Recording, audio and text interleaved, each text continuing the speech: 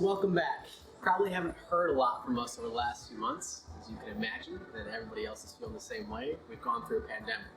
So we've done a lot here at Recharge to build and develop a whole lot of stuff on the back end that we're excited to introduce to you over the next couple months.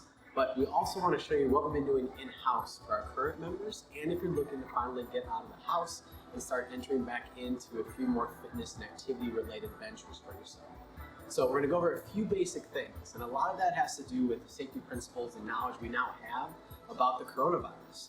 One of those is that masks seem to be fairly effective at keeping the spread from going from person to person. So no matter what, when you're indoors here at Recharge, you're wearing a mask during classes.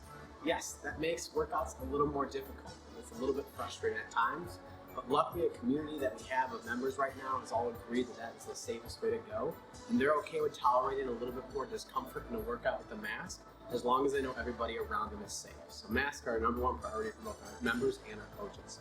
Second, as you can kind of see laid out, are the pods that we have. So we have 6 pods currently, which means our class maximum size right now is a 6-person class. The pods are spread out by at least 6 feet, if not more, between each, and each pod has its own individual equipment.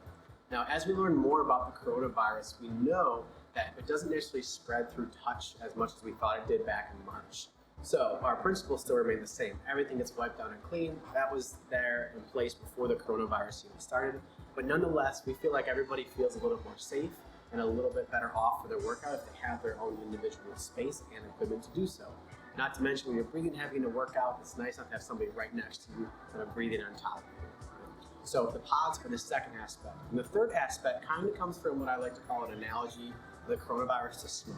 So as far as we know, we believe that the coronavirus spreads through an aerosol-like fashion, meaning that we think of it like smoke, whereas I'm talking out, it's kind of going up into the air. What we want to do here at Recharge is have as much cross-ventilation and wind flow as possible. So we're lucky enough to have a great space and location here where all the windows and doors can be open, and we can have fans on one side of the building pushing air out through fans that are pushing air out the other side of the building. So that sort of cross-ventilation we find, plus the masks and the pods, has been very effective that we haven't had any incidents here at Recharge. So those are the 3 big ways that we're working through. So as we kind of walk around and show you the rest of the facility, we want to keep those in mind. All 3 of those have been agreed upon by our community members, and I think that's what's made this as safe as possible. So whether we're doing pull-ups at our stations, the dumbbells, barbells, weightlifting plates, whatever have you, the programming reflects that as well. And that's been one of the bigger parts that doesn't really have to do with the safety of things, but we've noticed has been super helpful for the community.